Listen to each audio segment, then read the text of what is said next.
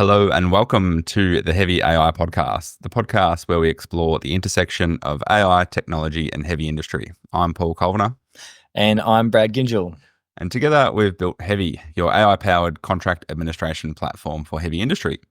So we're on episode 3 today, and we're going to do a bit of a discussion on the evolution of AI so far, where we're at to sort of getting into the back of 24 and into 2025, and where we think it might be headed. Whether that's going to be a dystopic Terminator version or we're going to be all living in utopia and feet on the beach sipping pina coladas because AI can do everything for us. And then how that relates to obviously what we're doing in mining and construction.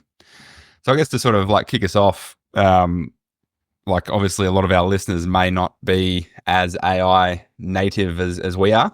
We're sort of in it and around it every single day. So we can probably talk in a fair bit of depth of where it's at now. But I guess, Brad, based on your sort of background and experience in everything you've done, can you just sort of walk us through sort of like, the start of the AI sort of journey and then like machine learning, big data and all that sort of jazz, and then sort of where we're at today? No, 100%. And I want to walk it through all the way till the pina coladas. That sounded pretty Oh, good. exactly. Yeah.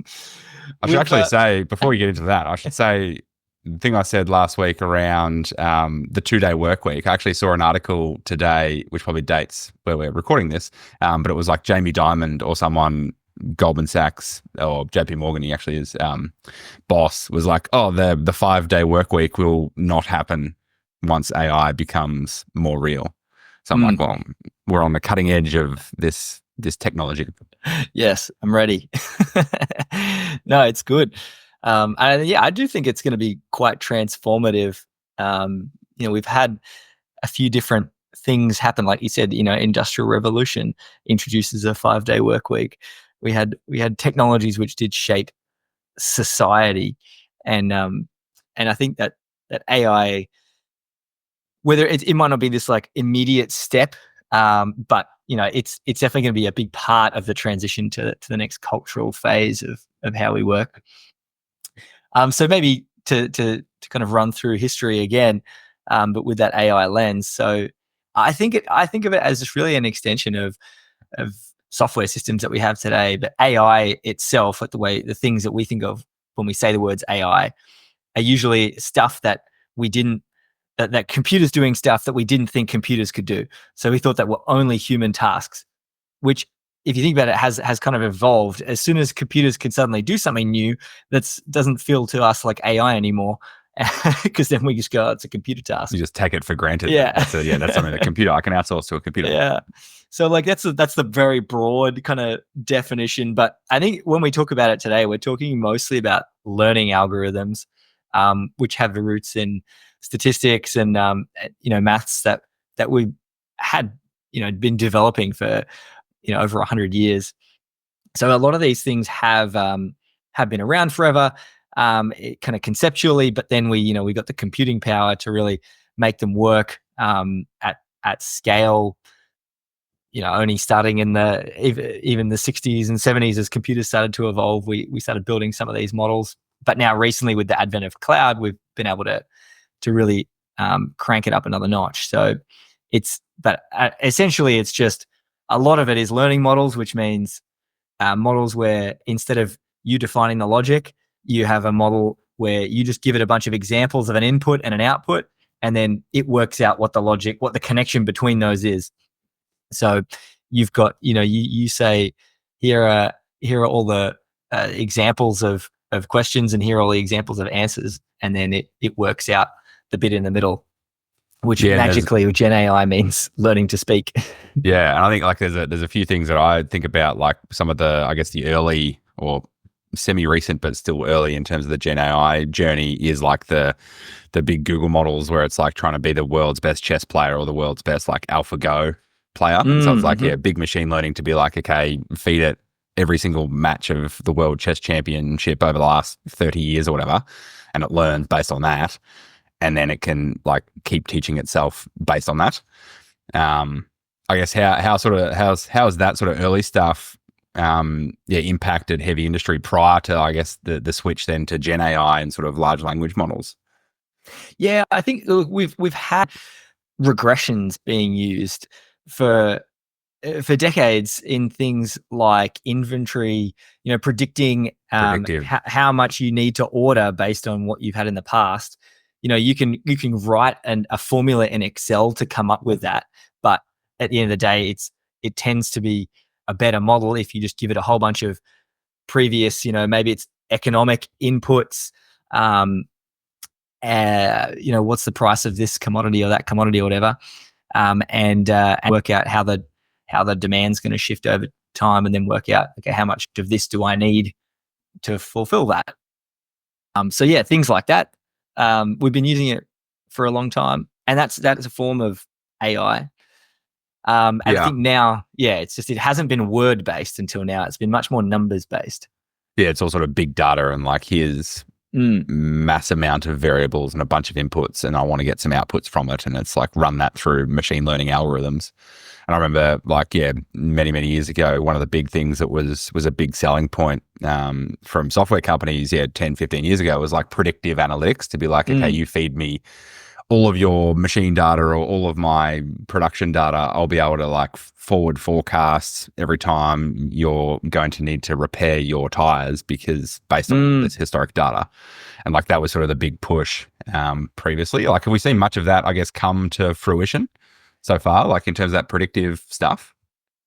I feel like it started to be built into a lot of systems, but I don't think there's still a lot of places that are not adopting it. And when I've gone onto sites and had a look at what they're doing, a lot of it is still quite manual. It's like, oh, we just order as much as we did last time, or we just repair the tire based on this, like how long it took to break last time, as opposed to, using AI, which is predicting when it's going to break based on a whole bunch of other factors. But yeah, I think overall, like there have been a few places that's been useful. I know, just like drilling and blasting examples more than anything.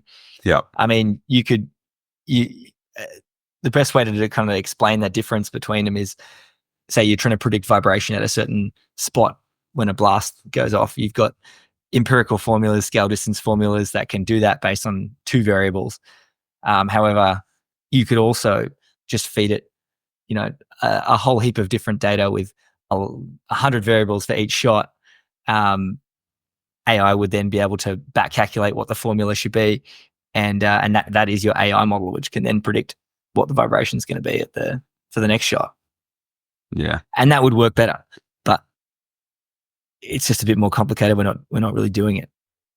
Yeah, in terms of like and then like, moving into sort of like, the scheduling and like operational control and management space, like I know there's a bunch of stuff that's cool and exciting that's sort of happening. But again, it's like that barrier for implementation, whether it's a cost benefit sort of piece at the moment.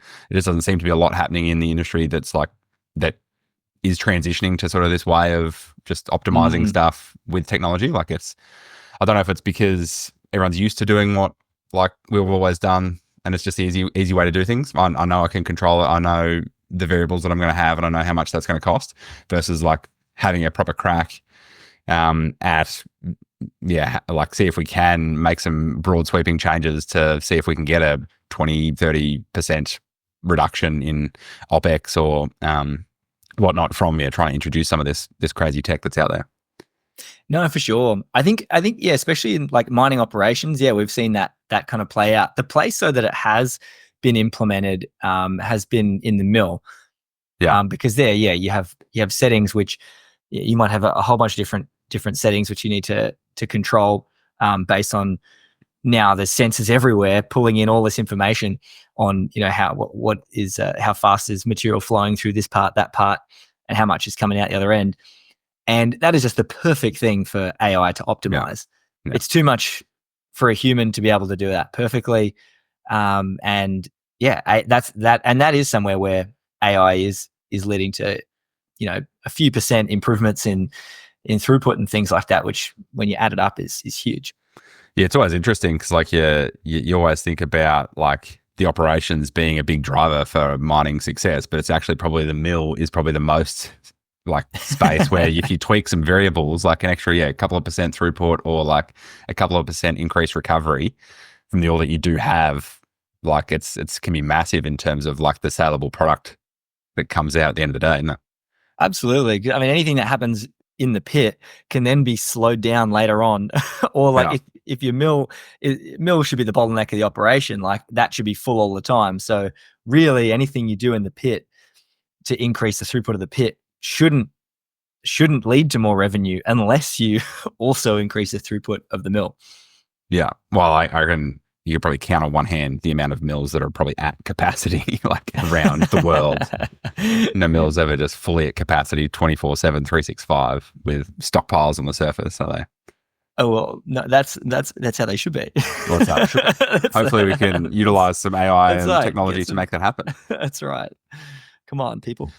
So I guess in terms of like the Gen AI sort of shift that's happened in the last sort of 4 or 5 years as well, like what are we seeing apart from Hevi, obviously, like that's out there on the market? Because like I know we talk about it a bit, but there's like a lot of text. Like I guess the big shift in my head is, as we said before, like machine learning, big data, early AI is all about numbers, like structured databases and all that sort of jazz. And then the big shift with Gen AI, with large language models, is like the ability to do a bunch of cool stuff with unstructured data and essentially like quantums of text that heavy industry, mining and construction has a lot of. Like you go to any construction site, mine site, you're going to have this massive induction, which is, okay, like my last couple of inductions was here's a couple of D-ring binders, work your way through them over the next 2 days. Way you go. Like, what have we seen so far, and what do we think there's opportunity for sort of enhancement within heavy industry from Gen AI? Yeah, it is cool how this is going to play out, because there's, like you said, there's a lot of text in heavy industries. One of the coolest things I think that I came across early, it was a GM from one of the sites that we're working with told us about this. Ask Harry, I think it was called, was it? The software that like over the radio, over the two-way, you can chat with AI essentially to say like log a hazard or something like that. Say, hey Harry, I need to notify you there's a rock on the decline. I wonder if like I know PitRam, like with their control rooms and stuff, like have always been around in terms of like logging machine locations and operational data. Like I wonder if that's been AI-ified yet. Yeah, I don't know. Can let us know. Yeah, that's right. If they're not doing it, someone else is going to come and do it. So they probably should. Yeah. Well, that's unfortunately a human that's likely to be replaced by AI as the control room operator. That's right, the operator. But at least the software company themselves probably needs to get on that sooner rather than later. Yeah, definitely.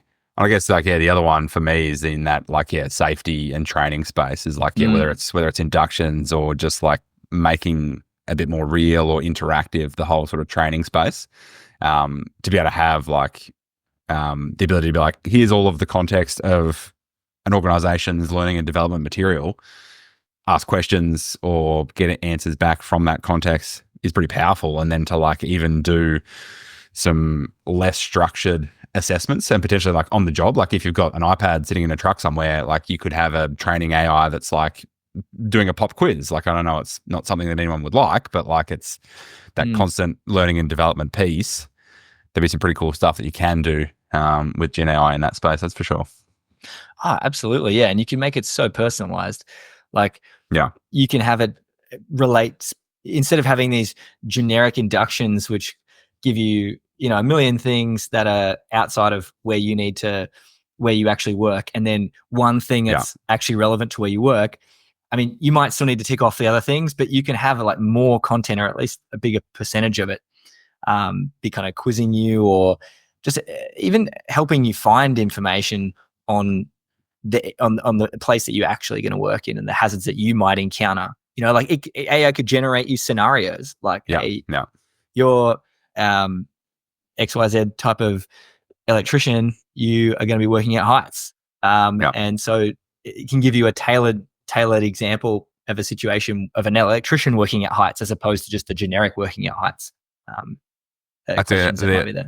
good thing that just the thing that just popped into my head from that discussion was like, yeah, how much of like, because obviously all of that's systematized and big data and obviously a lot of stuff that you can then feed into other systems as well. Like, is there going to be like, I guess, a leap forward in that space to be like, okay, instead of using all of that to improve the training and development of our humans, can we use that to increase the training and development of our autonomous trucks or autonomous like processes that like that, yeah, we just like skip over that step to be like, okay, we've not optimized our humans, we've now just optimized the whole fleet and it's all just working harmoniously and in sync.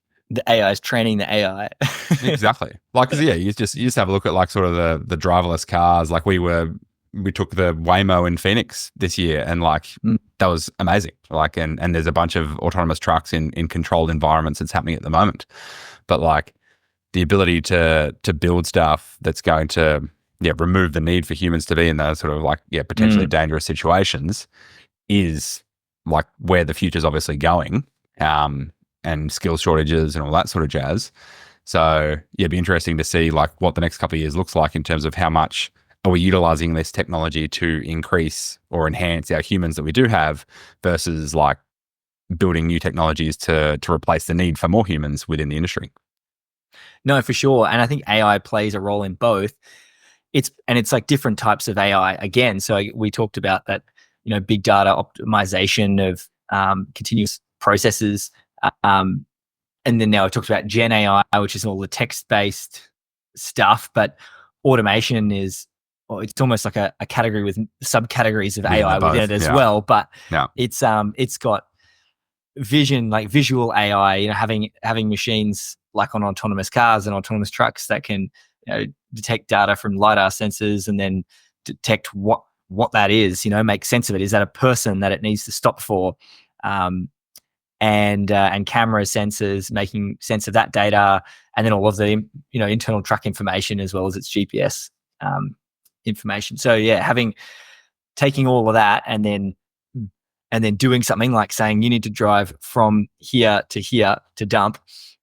That's another type of AI altogether. What do we think that's like I guess to sort of jump ahead to say, okay, well, what is like the utopic version of AI mining construction? Like, is it going to be like, I guess there's a couple of scenarios here and you could go down some rabbit holes on each, but like, is it traditional mining as we know it, as in drill blast, like shovel, load haul, mill, and that's all autonomized, like with automatic drills, or like, yeah, I guess you're doing sort of diamond drills or exploration drills, finding deposits, you're analyzing all of that with big data, like optimizing your resource models with big data. You're then like optimizing your mine plan without the need for humans. You're then got all this autonomized equipment that's then extracting the dirt.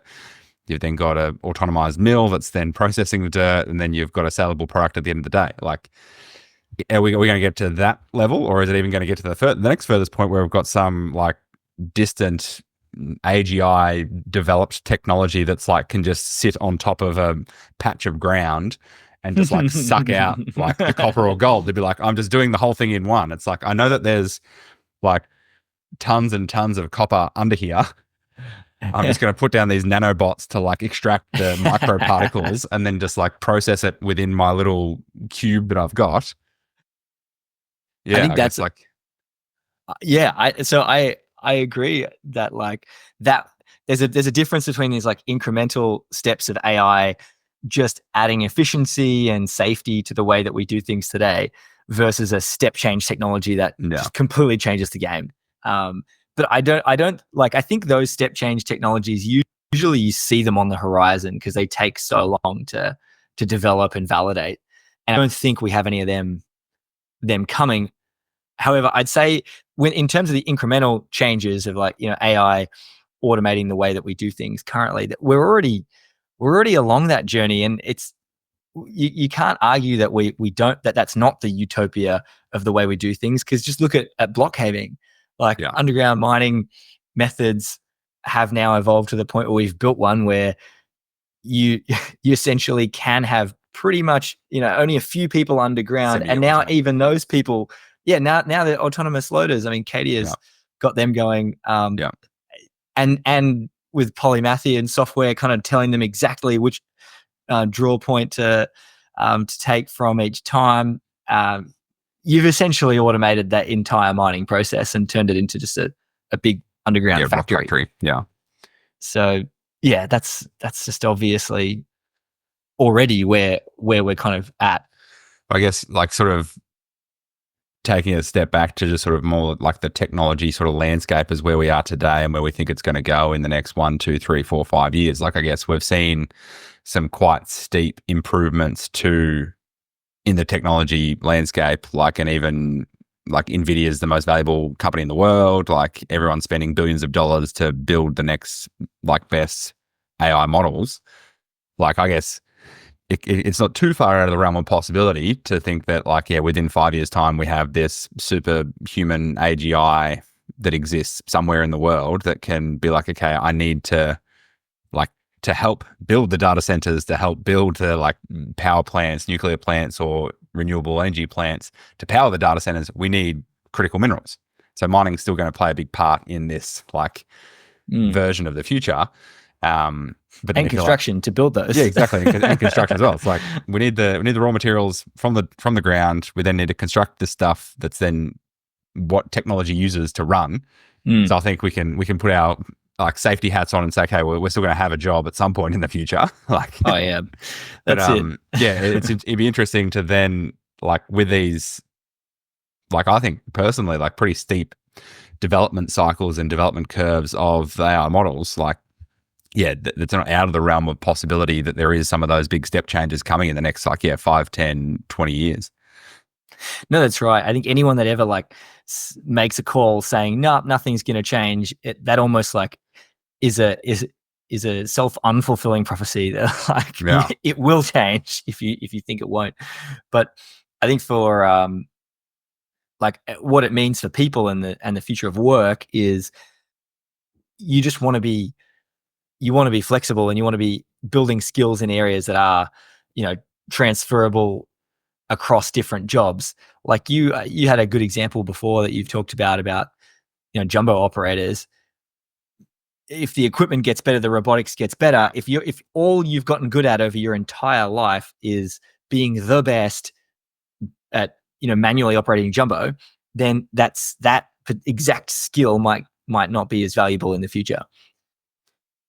Yeah, I think like obviously the big one for me is like in terms of diesel fitters and auto sparkies and electricians, like the robots are going to need to be fixed. That's right. Maintained. Yeah. Like that's it. I think, and you'll have robots that'll help fix other robots, but like there's still like ultimately someone has to fix those first. Like robots. Yeah, like ultimately there's some pretty big catastrophic failure points that like humans are going to need to like help be in, and I think that like that's in my head, like that's like skills that are always going to be needed throughout this journey that we're going on.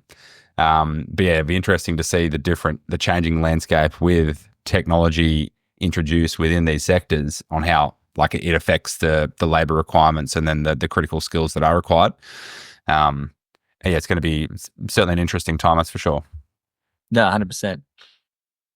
Anything else in your mind in terms of just the AI landscape and where things are headed at the moment? Well, no, I think we are going to see a lot more exciting developments in the next few years, like you said. For me, though, I think that's probably going to come more in the form of these like text, video, audio, Gen AI type solutions rather than big robotics things. Yeah. Because it's like that's just where the investment is at the moment. So, like, I think what's coming is that we should expect voice interfaces and chat interfaces on a lot of the systems that we currently use, just like our mobile phones. Mobile became an interface to a lot of applications that it wasn't before. And now, I think that there is a future pretty close where things that you would normally have gone on your computer and clicked buttons to get information from and to update information in, that'll be done over chat and voice. Yeah, just have you seen some of the demos of like the Tesla Optimus robots and then the like Figure, and there's a few others that are now coming out there around sort of the robots. It'd be interesting, like there's there's a bunch of development happening in the general space, and these people trying to build generalized human replacements. And then there's a bunch of other okay, we're trying to build this very niche factory, like Amazon factory data center worker, as well. So it'll be interesting to see what happens in those spaces as well. Oh yeah. I'm watching very closely, and also trying not to think about it too hard. Yeah, well, I guess you just got to keep your eyes on the short-term prize. Well, I think it was Elon came out and said, well, there should be a time in the future where there's more robots than humans on the world. And it's like, well, do we really want that? Yeah, that's it. Then we get into a lot of sci-fi movies. Exactly. I guess to finish off our episode 3 today, I guess let's have a bit of a chat on what we're trying to do with the podcast and what we're trying to build, and then sort of how we want to engage with people and guests and the like, as we come into 2025. No, sounds good. Yeah, I guess what are your thoughts on the objectives that we have here?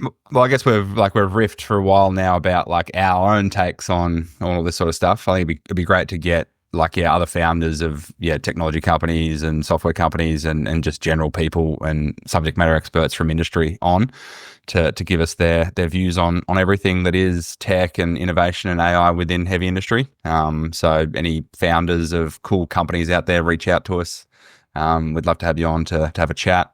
We've obviously got a bit of a hit list of people that we look up to and see in the industry as well that we'll try and engage with in the next little while. So keep an eye out for those episodes. I think we can think that we can have sort of these shorter ones throughout the year as well, and just sort of touch in on what are the cool things that are happening at the moment, what's sort of the latest and greatest that's happening within the mining industry, within construction, within tech and innovation.